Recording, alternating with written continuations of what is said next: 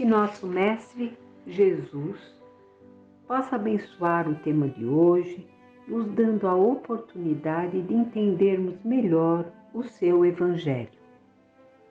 O capítulo 26 do Evangelho segundo o Espiritismo se refere ao dar de graça o que de graça receber.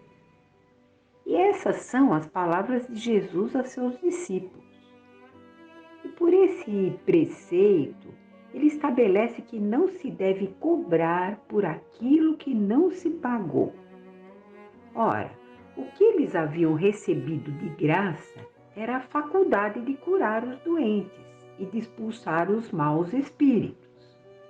Esse dom lhes fora dado gratuitamente por Deus, para alívio dos que sofrem e para ajudar a propagação da fé. E Jesus também lhes diz para não transformarem esse dom em objeto de comércio ou especulação, e nem em meio de vida. E aí, o Evangelho vai falar sobre a mediunidade gratuita. Vamos lá a esse capítulo. Os médiuns modernos, pois os apóstolos também tinham mediunidade, receberam igualmente de Deus um dom gratuito, que é o de serem intérpretes dos espíritos para instruírem os homens, para lhes ensinarem também o caminho do bem e levá-los à fé, e não para lhes venderem palavras que não lhes pertençam, pois que não se originam das suas ideias, nem das suas pesquisas, nem em qualquer outra espécie de trabalho pessoal. Deus deseja que a luz atinja a todos, e não que o mais pobre seja deserdado e possa dizer: não tenho fé porque não pude pagar, não tive a consolação de receber o estímulo e o testemunho de afeição daqueles por quem choro, pois sou pobre. Eis porque a mediunidade não é um privilégio e se encontra por toda parte. Fazê-la pagar, quer dizer, fazer pagar por essa mediunidade, seria, portanto, desviá-la de sua finalidade providencial. Qualquer pessoa que conheça as condições em que os bons espíritos se comunicam, sua repulsa a todas as formas de interesse egoísta e saiba como pouca coisa basta para afastá-los, jamais poderá admitir que espíritos superiores estejam à disposição do primeiro que os convocar a tanto por sessão. Quer dizer, aí no caso, a mediunidade sendo cobrada, ela vai afastar a comunicação desses espíritos superiores, não é? E continuando, o simples bom senso repele semelhante coisa. Não seria ainda uma profanação evocar por dinheiro os seres que respeitamos ou que nos são caros? Quer dizer, aquele que não tem condições financeiras, não poderia, o que não tem, ele não teria acesso a essas informações, assim como os outros, porque ele não pôde pagar? Seria uma injustiça. Não há dúvida que podemos obter manifestações dessa maneira, mas quem poderia garantir-lhes a sinceridade? Quer dizer, quando são pagas, quem é que pode dizer que aquilo foi sincero, que aquilo é verdadeiro? Os espíritos levianos, mentirosos e espertos, e toda a turba de espíritos inferiores, muito pouco escrupulosos, atendem sempre a esses chamados e estão prontos a responder ao que lhes perguntarem, sem qualquer preocupação com a verdade. Aquele, pois, que deseja comunicações sérias, deve primeiro procurá-las com seriedade, esclarecendo-se quanto à natureza das ligações do médium com os seres do mundo espiritual. Ora, a primeira condição para se conseguir a boa vontade dos bons espíritos é a que decorre da humildade, do devotamento e da abnegação, o mais absoluto desinteresse moral e material. Então tenhamos essa certeza que para que uma comunicação possa vir de uma maneira correta, fiel à verdade, uma comunicação dada pelos espíritos superiores, ela nunca poderá ser cobrada. E nós percebemos aqui a necessidade do médium realizar o seu trabalho com total desinteresse, para que essa sua faculdade possa se aprimorar a cada dia, senão ela não vai se aprimorar. Portanto, o elogio, os presentes e o tratar esse médium de uma forma diferenciada sempre serão atitudes prejudiciais a esse médium.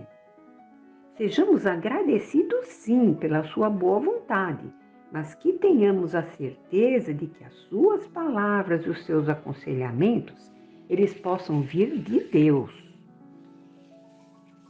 E na mensagem da obra de André Luiz, a obra Os Mensageiros, pela psicografia de Chico Xavier, nós observamos que o orientador incentiva seus aprendizes à conversação sadia. Então, aquele orientador de André Luiz, ele está incentivando para que eles trocassem, fizessem essas trocas, aquela conversação sadia.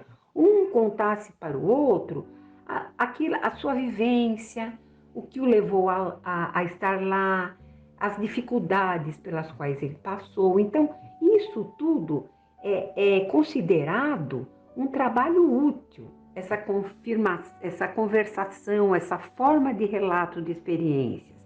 Elas podem ser fracassadas ou não, mas elas precisam ser expostas e é muito saudável que esses grupos de espíritos se reúnam para esse trabalho de troca, né?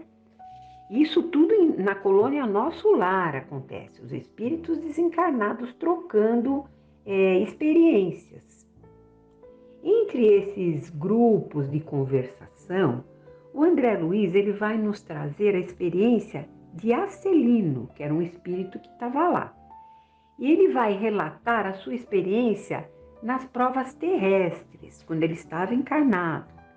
Lembrando aqui que essa experiência relatada por André Luiz, ela deverá servir de alerta a todos nós. Então, temos que aproveitar, assim como André Luiz e todos os espíritos e todos os que leem essa obra, aproveitar essa experiência para que possamos nos isentar desse tipo de dificuldade. Pela experiência de Acelino, nós podemos nos modificar caso tenhamos as mesmas tendências, não é? Então, o Acelino ele estava num grupo de espíritos, lá no plano espiritual, e vai contar a sua desastrosa experiência na Terra em condição de espírito encarnado que o fez permanecer durante 11 anos nas zonas inferiores em grande sofrimento. Vamos a essa leitura, então, do Acelino?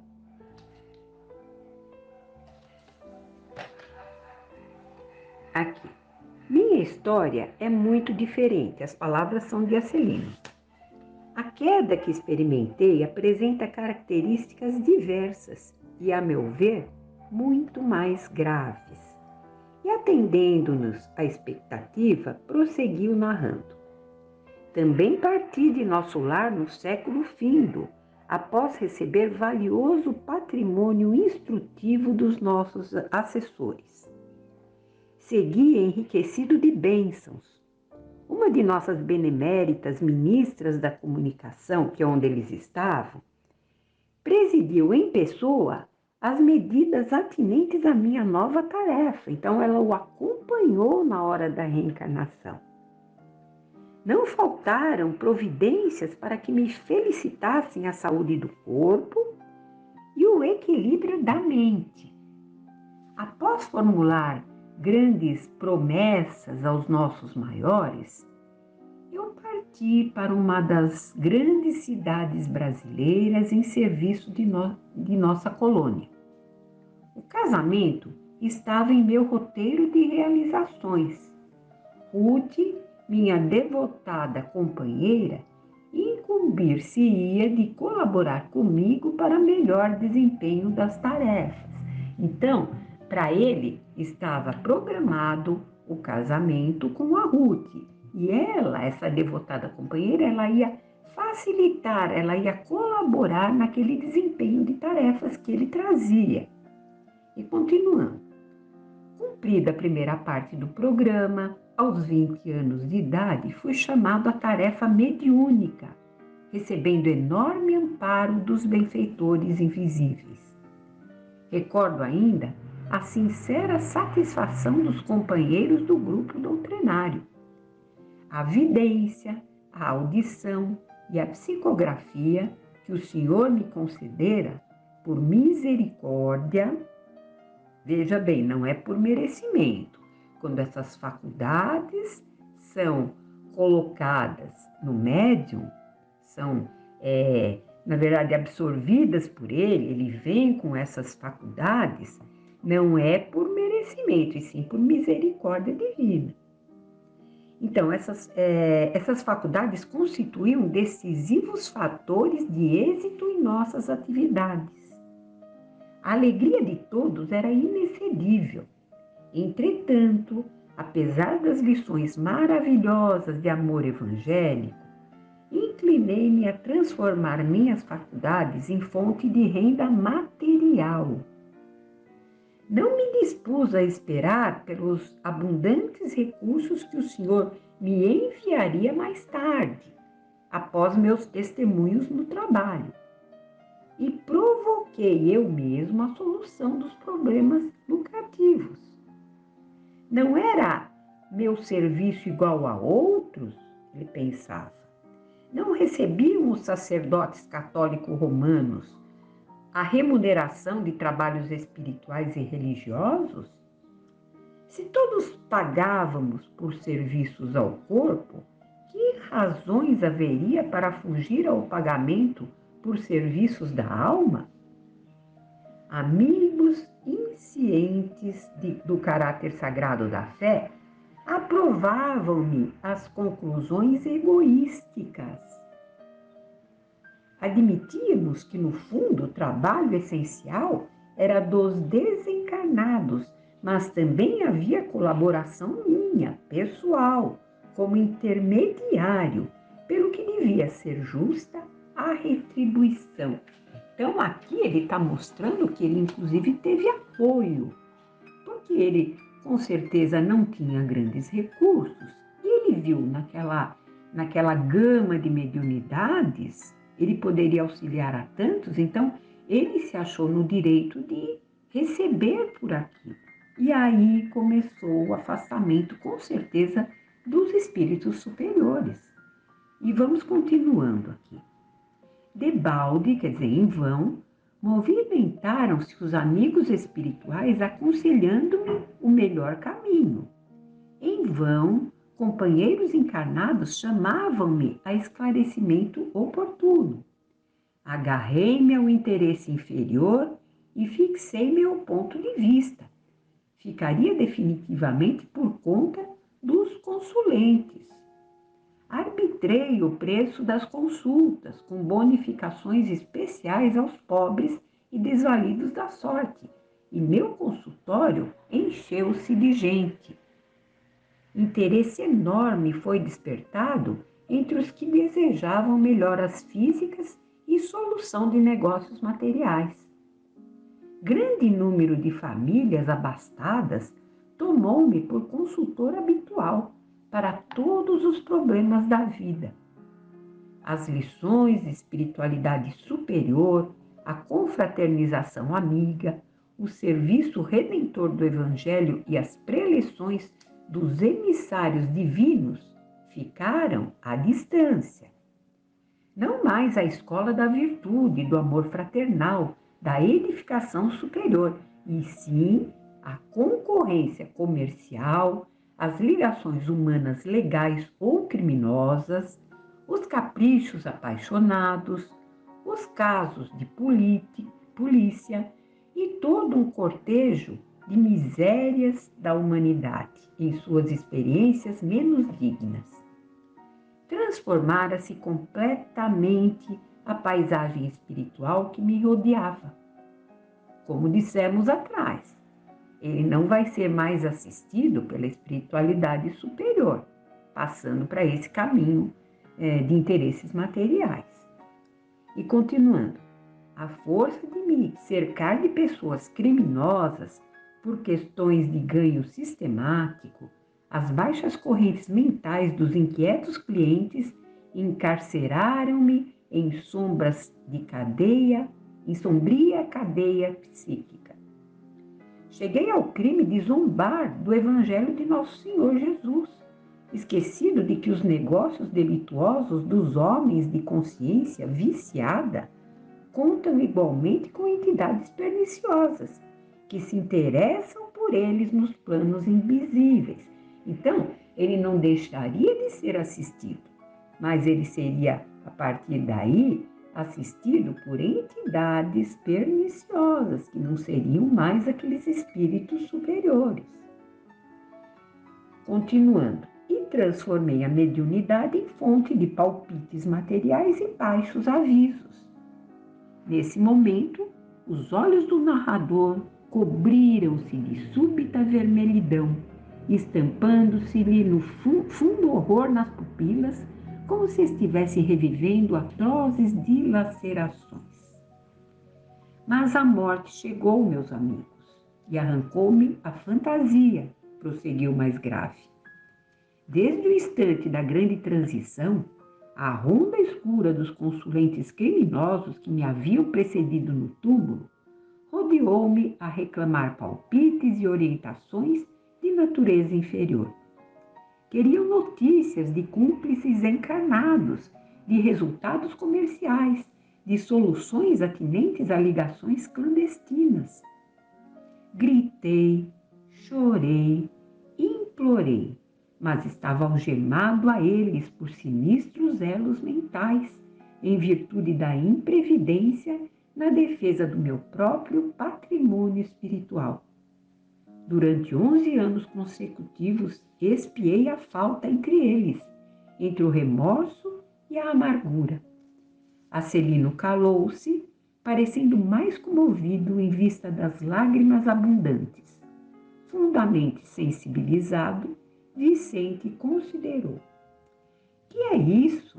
Não se atormente assim. Você não cometeu assassínios, nem alimentou a intenção deliberada de espalhar o mal.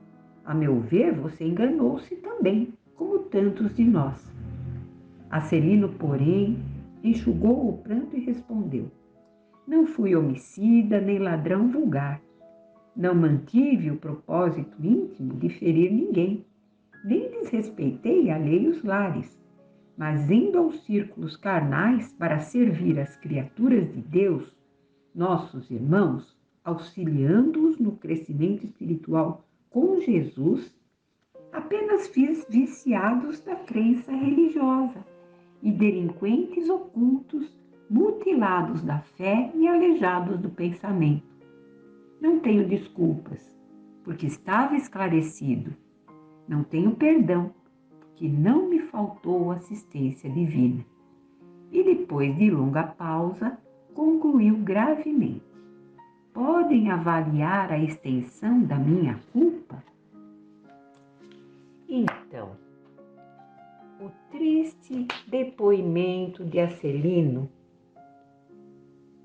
ele foi muito forte e veio ao encontro das palavras de Jesus no Evangelho de hoje, para que não se pratique a mediunidade com vistas à recompensa.